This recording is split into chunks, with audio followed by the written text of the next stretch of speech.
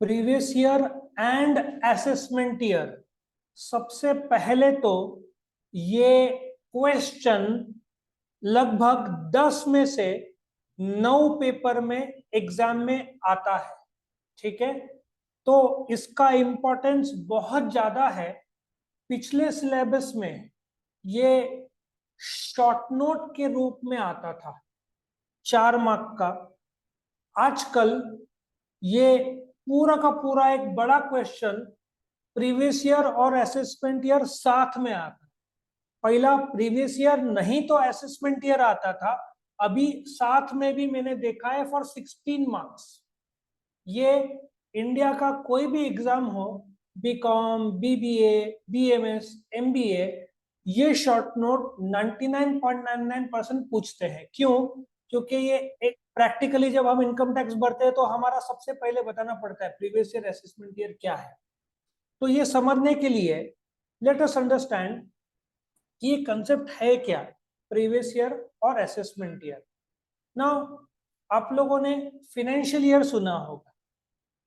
Financial year start कब होता है? 1 अप्रैल। खत्म कब होता है?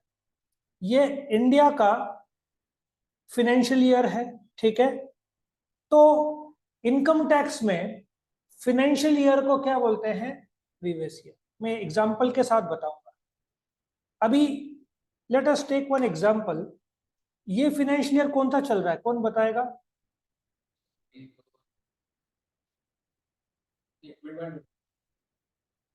1 अप्रैल 2022 टू 31 मार्च 2023 चल रहा है। Do you agree? नाउ जो ये 1 साल तुम कमाओगे, इसका टैक्स कब भरोगे? तुम्हारा रिटर्न का डेट, इनकम टैक्स रिटर्न भरते हैं ना, उसका डेट क्या है? 31 जुलाई 2023। बट ये जो 31 जुलाई है, ये तो अगले फाइनेंशियल ईयर में आया, विच इज 1 अप्रैल 23 टू 31 मार्च 24 के तौर पर आया। Do you agree? इसका मतलब ये होता है कि प्रीवियस ईयर में यू अर्न द इनकम, और उसके ठीक आने वाला साल when you pay the tax, it is called as assessment year. तो प्रीवियस ईयर ये जो प्रथा है, ये हम लोगों ने शुरू नहीं किया है, या मतलब ब्रिटिशर्स के टाइम में शुरू हुआ। If you check out, first जो 1967 से ये प्रथा ब्रिटिशर्स ने शुरू की। प्रेजेंट गवर्नमेंट ने जो फाइनेंशियल ईयर है 1 अप्रैल टू 31 मार्च, ये 1 जनवरी टू 31 दिसंबर करना था। उसका एक कमिटी भी बना लिया था, लेकिन एक तो जीएसटी लॉन्च किया तभी कुछ दिक्कतें आए, फिर कोविड आ गया, इलेक्शंस आए। तो मुझे लगता है 2024 के इलेक्शन में प्रेजेंट गवर्नमेंट वापस आता है तो 2026-27 तक अपना फाइनेंशियल ईयर चेंज हो जाए। क्यों ये फाइनेंशियल ईयर है? क्योंकि ब्रिटिशर्स ने 1867 में अप्रैल टू मार्च फॉलो किया। अच्छा, जनवरी टू दिसंबर कंफर्टेबल क्यों है? क्योंकि majority countries in the world follow January to December. World Bank, तुम्हारा आईएमएफ, सबका financial year January to December है।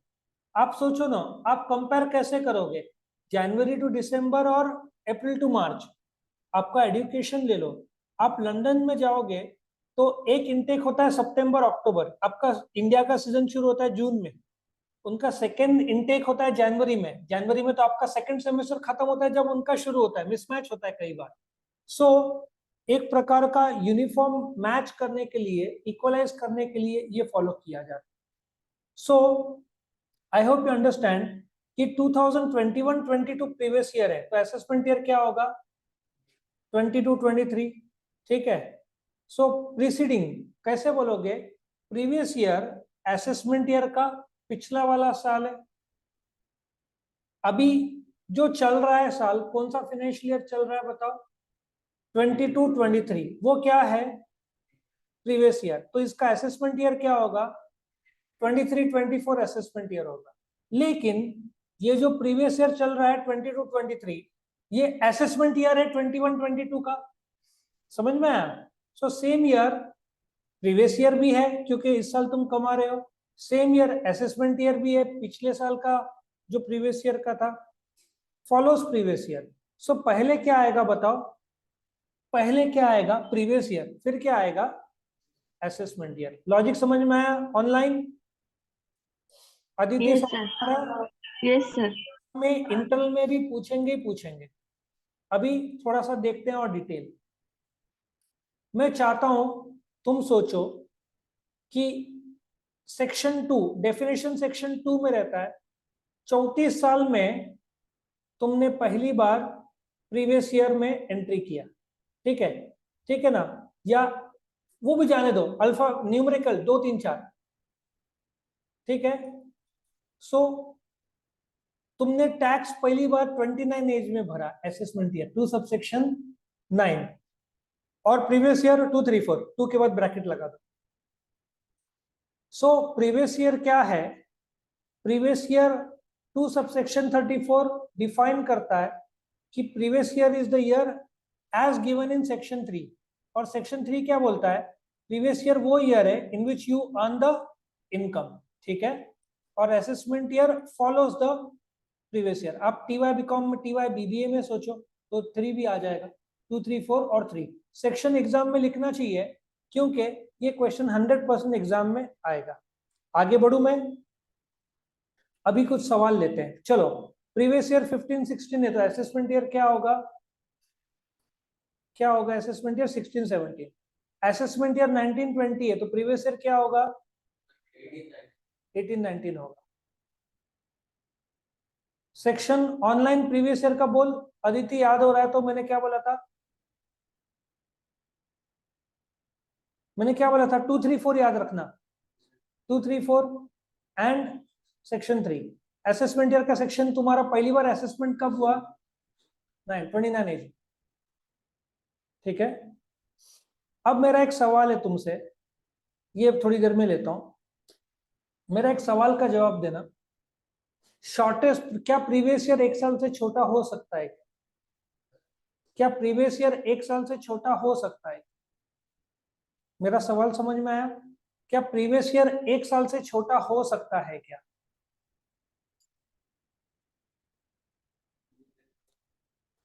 The answer is yes. तुमने हाँ, तुमने धंधा आज शुरू किया, स्टार्टअप, तो आज से लेकर मार्च, समझ में आ रहा है? Online, online, yes sir. Online. Yes yes sir. मेरा एक और सवाल, क्या प्रीवियस ईयर शॉर्ट हो सकता है? इससे ज्यादा शॉर्ट हो सकता है? The answer is previous year 1 दिन का भी हो सकता है। तुमने 31 मार्च को बिजनेस चालू किया तो 31 मार्च 2023 ये 31 मार्च को ही खत्म होगा। So do you agree? Shortest previous year will be of 1 day, longest previous year is of 1 year, but assessment year 1 साल का ही रहता है। असेसमेंट ईयर 1 साल से कम नहीं हो सकता है। आया समझ में सबको? प्रीवियस ईयर शॉर्ट हो सकता है, नया धंधा हो, आपने दिसंबर शुरू किया तो दिसंबर टू मार्च, आपने आखिरी दिन शुरू किया तो 31 March two 31 March, but assessment year कितने टाइम का रहेगा? 1 साल का। जब आप लोग इनकम टैक्स रिटर्न फाइल करते हैं तो अभी आप आपके पिताजी का या आपके बिजनेस का इनकम टैक्स रिटर्न चेक कर लेना, सबसे टॉप लाइन में प्रीवियस ईयर असेसमेंट ईयर लिखा रहे। कोई भी इंडिया का income tax return without previous year assessment year अधूरा है। आप सीए के पास जाओगे तो वो लोग कौन से ईयर का फाइल करना है, ये बेसिक है, इसलिए एग्जाम में इतना इंपॉर्टेंट है। इसमें मैं कुछ और जोड़ना चाहता हूं।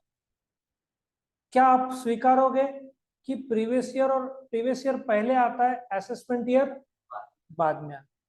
ये मैं भी स्वीकारता हूं, सच बात है।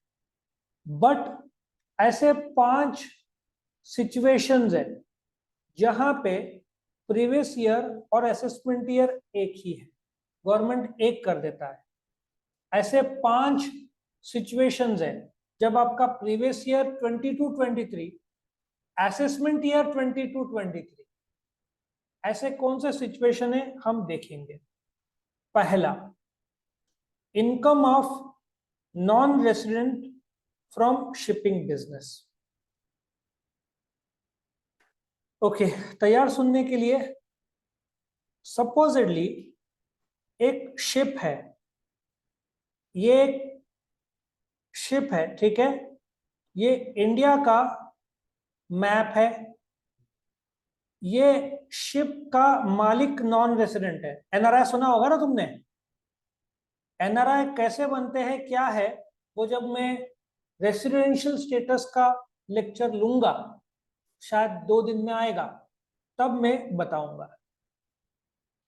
अब दिक्कत ऐसी है कि बॉम्बे में एक जवाहरलाल नेहरू पोर्ट ट्रस्ट है, ये इंडिया का सबसे बड़ा पोर्ट है और वर्ल्ड के टॉप 50 में भी आता है बिजी पोर्ट्स में। यहां से ये शिप निकल गई। Income tax is the tax on what? Income.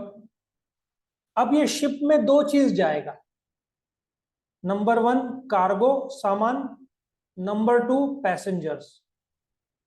अभी एक शिप जो 50 दिन की दूरी तय करके कल पहुंची, पता है ना, आई थिंक नॉर्थ इंडिया, कहां से, वाराणसी या कहां से, हाँ, उसका टिकट कितना था, 8 या 12 लाख रुपए एक जन का था। 12 लाख, 12 लाख इंटू 30 लोग गए थे, कितना हुआ, 4 करोड़। खर्चा हुआ रहेगा 2 करोड़, 2 करोड़ का नफा, टैक्स कौन भरेगा? आ रहा है समझ में? सो एक शिप है, उसका मालिक इंडियन नहीं है, एनआरआई है। अब मैं आपको एक हिसाब बताता हूं। श्रीलंका इधर आया, डू यू एग्री? बॉम्बे से श्रीलंका जाने को it will take approximately 3 days. From JNPT to Singapore, it will take approximately 8 days. Non-stop to America will take 26 days. और रुक रुक के जाएगी तो 55 days. Let us assume ये शिप जा रही है न्यूयॉर्क में, ठीक है। शिप न्यूयॉर्क पहुंची, पैसेंजर और कार्गो। पैसेंजर कहां भरे? इंडिया। कार्गो कहां भरा? इंडिया। सोर्स ऑफ इनकम क्या है? India. Do you also agree कि ये शिप कोई जरूरी नहीं कि न्यूयॉर्क से वापस जेएनपीटी में आए, हो सकता है वो न्यूयॉर्क से नेक्स्ट जापान में चली जाए शिप, और हो सकता है कि वो 2 साल इंडिया में ही ना आए।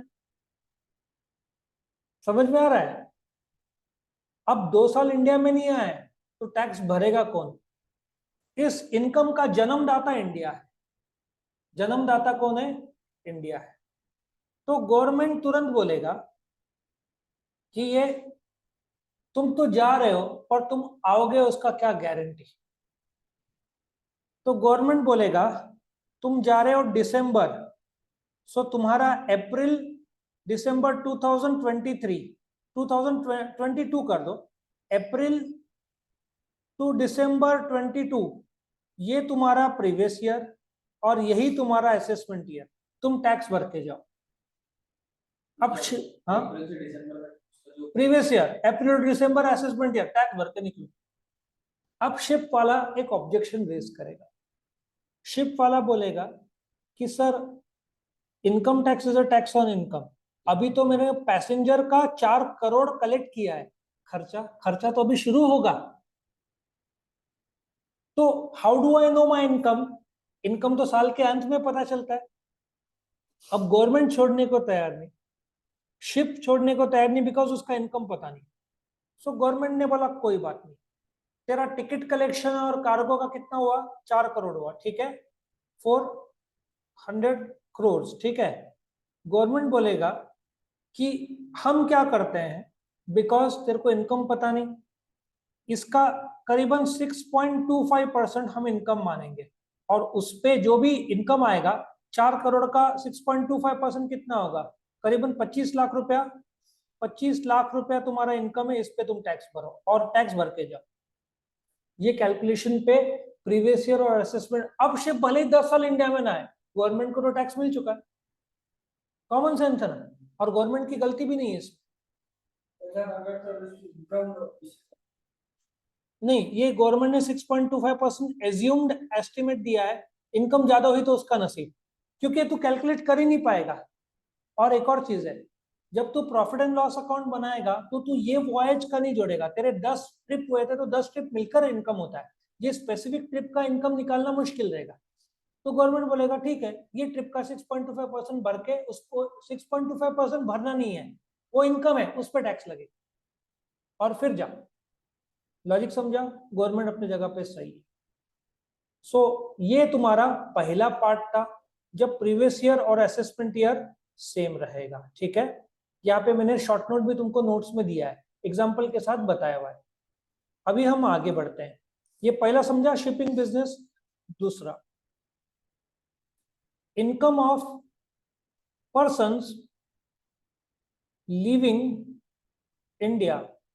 ये बहुत इंटरेस्टिंग है। मैं तुमको एक लाइव केस बताता हूं। केस ऐसा है कि मेरे जो इस टाइम 5 स्टूडेंट लंदन जा रहे हैं, कुछ को बाथ यूनिवर्सिटी में मिला है, कुछ को बेज यूनिवर्सिटी में मिला है। ठीक है, लेट अस प्रेज्यूम वो लोग कब जा रहे हैं वो भी बताता हूं। वो लोग का इनटेक है अगस्त 2023 में जाएंगे। एडमिशन 2 जन का हो चुका है, बाकी लोग का प्रोसेस में, बट हो जाएगा।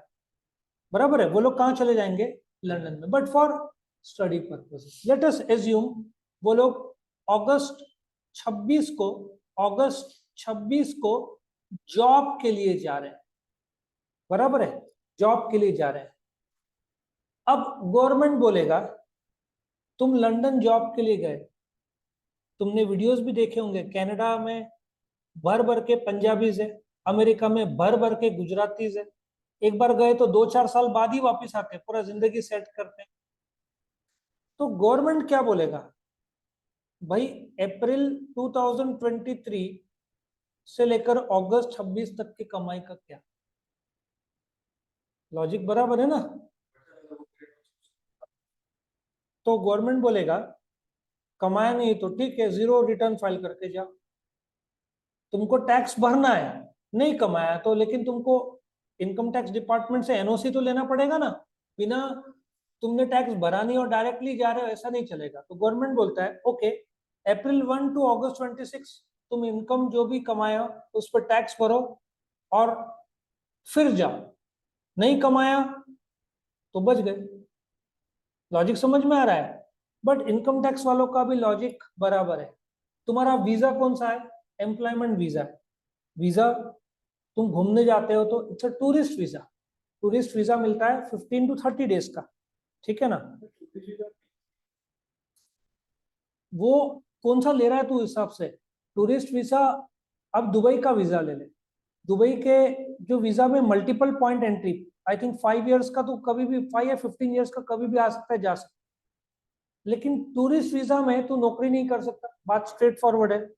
तूने, गवर्नमेंट को भी पता है टूरिस्ट वीजा लिया है तो ये वापस आएगा, लेकिन तेरा वर्क वीजा है तो सीधी बात है गवर्नमेंट को तो लॉस होगा।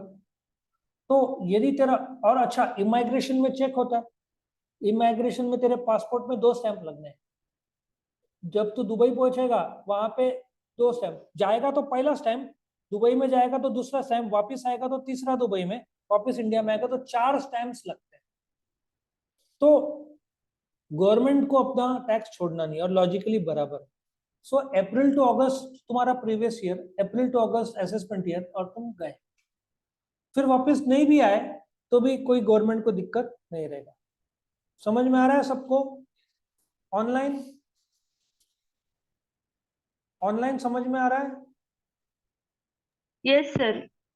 अच्छा, ये जो क्वेश्चन आएगा 16 मार्क के लिए, तुमको जब प्रीवियस ईयर क्या है, असेसमेंट ईयर क्या है, एग्जाम्पल और कब दोनों सेम रहता है, लॉजिक समझ में आया कैसे लिखना है? ये इंटरनल में 99.99% आएगा। ये 99.99% आता है, पॉइंट नंबर 3 में आता है। एओपी और बीओआई और artificial juridical person form for a particular purpose. अब मैं इसका एग्जाम्पल लेता हूं। अभी let us take an example. तुम्हारा नासिक पुणे एक्सप्रेस हाईवे अभी बना, डू यू एग्री? अभी गवर्नमेंट जब कॉन्ट्रैक्ट देता है तो गवर्नमेंट क्या करता है, because it is not a small highway, it is a highway of approx 200 kilometres. अच्छा, घूम घूम के 250, एक जन को दिया तो उसको तो 5 साल लग जाएगा। तो ये जो पट्टा है नासिक टू पुणे, 40% एक बिल्ड जो रियल एस्टेट बिल्डर में है उसको, पुणे वाला दूसरा 40%, तीसरे को 20%। सो बिल्डर ए, बिल्डर बी और बिल्डर सी, कॉन्ट्रैक्टर जो है, कितने कॉन्ट्रैक्ट दिए गवर्नमेंट ने? 3 लोग को। मतलब सर नहीं नहीं, तीनों एक ही है, लेकिन तीनों काम अलग अलग कर रहे हैं। एक नासिक टू संगमनेर कर रहा है, एक संगमनेर टू नारायणगांव कर रहा है, एक नारायणगांव टू पुणे कर रहा है, ताकि स्पीड अप हो। ठीक है, और गवर्नमेंट वैसे भी एक को नहीं अवॉइड, दो दो तीन तीन देता ही। अब ये लोग तीनों ने एक एंटरप्राइज सेट किया, एबीसी एंटरप्राइजेस, क्योंकि कॉन्ट्रैक्ट 1000 करोड़ का है, एबीसी को मिलके 1000 करोड़ मिलने हैं। तो गवर्नमेंट ने बोला कि 3 हम लोग को लोग चाहिए, 3 लोग साथ में आए। अब तीनों साथ में आए, बट वो लोग का काम सिर्फ किसके लिए है? ये रास्ते के लिए। रास्ता होने के बाद ये लोग खत्म हो जाएंगे। सो एबीसी ने कॉन्ट्रैक्ट खत्म किया दिसंबर 2023 में। तो गवर्नमेंट क्या बोलेगा, अप्रैल 23 टू दिसंबर 23 ये इनका प्रीवियस ईयर, बिकॉज दिसंबर में हो जाने के बाद ये लोग अलग हो जाएंगे, यही तुम्हारा असेसमेंट ईयर, टैक्स भरो और तुम अलग हो जाओ। फर्क समझा? एक कंसेप्ट होता है पार्टनरशिप, एक कंसेप्ट होता है जॉइंट वेंचर। पार्टनरशिप में हो सकता है तुम कंटिन्यूसली करें, लेकिन joint venture is a temporary partnership. तुम एक बिल्डिंग बनाने, एक रास्ता बनाने साथ में आए, तुम्हारा दूसरा कोई उद्देश्य नहीं है। सो पार्टनरशिप में नॉर्मली तुम जॉइंट वेंचर किए हो, it's a temporary partnership. Temporary partnership में तुम्हारा दिसंबर को खत्म होता है तो तुम दिसंबर को अलग हो जाओगे, बिकॉज तुम नासिक में भी अशोका और कार्डा कंस्ट्रक्शन ने एक हाउसिंग का काम किया है। इधर अशोका मेडिकोर हॉस्पिटल पता है, जहाँ पे अशोका का बीबीए, ये साइड एमबीए या बीबीए होता है। ये सारडा जो गली है ना, इंदिरा नगर के अंदर एक जाता है रास्ता, जॉगिंग ट्रैक, जॉगिंग ट्रैक, उसके बाजू में एक हाउसिंग कॉम्प्लेक्स बनाया है अशोका और कार्डा ने मिलकर। But once that construction is over, Ashoka अपनी जगह पे, कार्डा अपनी जगह पे, दोनों पब्लिक लिमिटेड कंपनीज है, दोनों के शेयर बाजार में, बट ये हाउसिंग के लिए दोनों साथ में है। सो वंस उनका प्रोजेक्ट हो गया, दे विल सेपरेट। तो गवर्नमेंट बोलेगा ठीक है, दिसंबर में खत्म हुआ ना, इस साल का टैक्स भरो और जाओ, अलग हो, कोई दिक्कत नहीं है, गवर्नमेंट को टैक्स से मतलब है।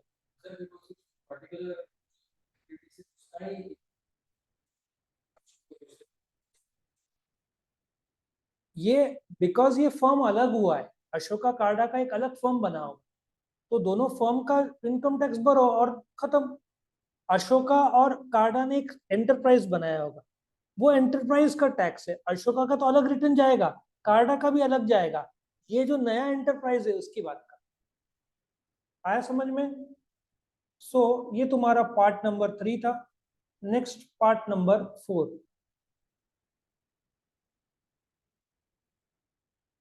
ये बहुत इंटरेस्टिंग है। तुमको सिलेबस में क्लबिंग ऑफ इनकम नहीं है, एक चैप्टर है जो सीए को है। मतलब एक आदमी, मैं तुमको लाइव एग्जांपल बोलता हूँ, तुमको मजा आएगा। ये पहले पढ़ पढ़ लो। एक आदमी अपने संपत्ति ट्रांसफर कर रहा है टैक्स बचाने के लिए। अब मैं बोलता हूँ ये कैसा कायदा, कैसे वर्क कर, कैसे लोग मिसयूज कर सकते हैं लेकिन नहीं कर सकते, इनकम टैक्स में गवर्नमेंट पकड़ लेता है। सपोजिटली मिस्टर ए है और मिसेस ए है, करेक्ट? ए का इनकम कितना है? 5 लाख। 5 लाख तक माफ। मिसेस ए हाउस वाइफ है, उसका इनकम कितना? 0। मिस्टर ए का एक घर है, ठीक है, एक घर है, नाम मिस्टर ए का है, उसमें 2 लाख रुपए भाड़ा आता है। अभी मिस्टर ए का इनकम कितना हो जाएगा? 7 लाख। अभी 7 लाख मैं असेसमेंट ईयर इसकी बात कर रहा हूँ, 22-23, ठीक है। तो 7 लाख पे टैक्स बैठेगा उसको करीबन 40,000 रुपया, 40,000 का टैक्स लगेगा। तो क्या करता है, ये घर मिसेज ए के नाम पे ट्रांसफर करता है। मिसेज ए 2 लाख का इनकम दिखाएगी और बोलेगी 5 लाख तक माफ है, तो 5 लाख तक माफ है, तो अभी भी टैक्स भरेगी 0। लॉजिक समझ में आया? Smart move. लेकिन गवर्नमेंट बहुत स्मार्ट है, सेक्शन 60 टू सेक्शन 70 के कायदे लागू हो जाते हैं। गवर्नमेंट बोलेगा ओके, मिसेस ए ने कमाया ना 2 लाख, फिर भी ये क्लब होगा मिस्टर ए के नाम। यदि गवर्नमेंट को पता चला तुमने एक एसेट तुम्हारे वाइफ को ट्रांसफर किया है with the intention to save tax, 2 lakh रुपया जो मिसेस ए कमा रही है तुमने ट्रांसफर किया जनवरी 2023 में, और गवर्नमेंट को पता चल गया, तो अप्रैल टू जनवरी जो भी तुमने कमाया, तुम्हारा वही प्रीवियस ईयर और वही असेसमेंट ईयर और घर का भी इनकम तुम्हारे में क्लब हो जाएगा।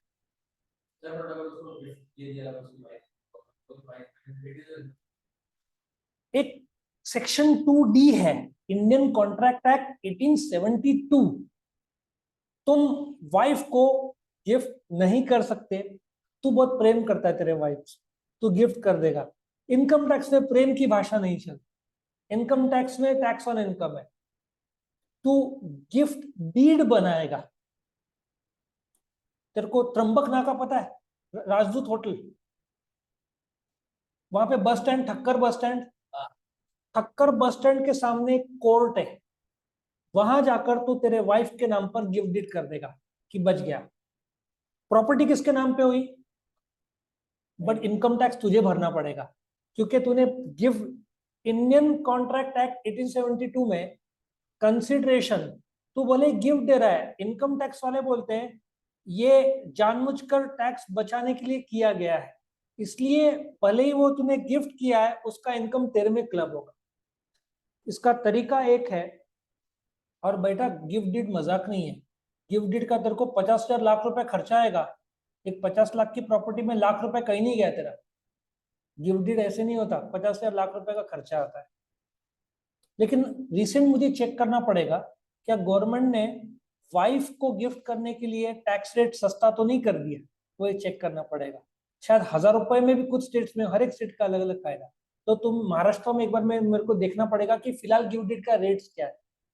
महाराष्ट्र में फिलहाल कुछ बेनिफिट दिए है लेडीज लोग के लिए, भले ही तू ट्रांसफर कर दे वाइफ के नाम, तो प्रॉपर्टी वाइफ के नाम पर, इनकम टैक्स ट्रांसफर में दखल अंदाजी नहीं देगा, वो तेरा पर्सनल मैटर है। लेकिन वो जो भी कमाएगी उसका टैक्स तुझे ही भरना पड़ेगा, क्योंकि ये ट्रांसफर विदाउट कंसिडरेशन हुआ। एक जमाने में लॉ का सिलेबस था तुमको, जहां पे लेन देन, यदि मैं तेरे को कुछ गिफ्ट दे रहा हूँ, मैं कुछ बेच रहा हूँ, तो तुझे मुझे पैसा देना चाहिए, लेन देन होना चाहिए। ये ट्रांजेक्शन में लेन देन नहीं है, सिर्फ देन है, और वो इनकम टैक्स अलाउड नहीं कर। आया समझ में? इनकम टैक्स की बात नहीं, गिफ्ट पे रजिस्ट्रेशन के टैक्स लगते हैं। इनकम टैक्स जो गिफ्ट दिया उस पे जो कमाई हुआ उस पे इनकम टैक्स लगेगा। तो कंफ्यूज मत कर, एक होता है इनकम टैक्स, एक होता है गिफ्ट डीड में जो रजिस्ट्रेशन करवाते हैं कोर्ट में पेपर्स, उस पे टैक्स लगता है। तो आज 50 लाख का प्रॉपर्टी खरीदेगा तो रजिस्ट्रेशन कितना है, 5 का, तेरा 2.5 लाख तो तेरे को रजिस्ट्रेशन ये सब सेल डीड बनाने में 3-4 लाख रुपए खर्चा है भाई। 3-4 लाख रुपया प्रॉपर्टी की कीमत के अलावा हमेशा बायर स्पेंड करता है, तो वो 3-3.5 लाख रुपए तेरे को टैक्स रजिस्ट्रेशन सब लगेगा, और वो टैक्स इनकम टैक्स नहीं होता, क्योंकि जो तूने खरीदा है वो तेरा तेरा एक्विजिशन है, तू 50 लाख की प्रॉपर्टी खरीदा है, तू बेचेगा 70 लाख पे, तो 20 लाख का जो इनकम है उस पर टैक्स लगेगा।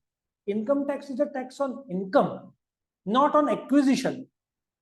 फर्क समझ आया समझ में ये पार्ट?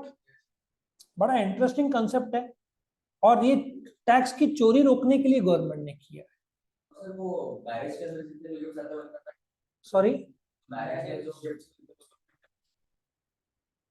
एक जमाने में गिफ्ट टैक्स एक्ट था, एक जमाने में गिफ्ट टैक्स एक्ट, उस टैक्स के मुताबिक 30,000 रुपए के ऊपर का गिफ्ट देने वाले को 30% टैक्स भरना पड़ता था।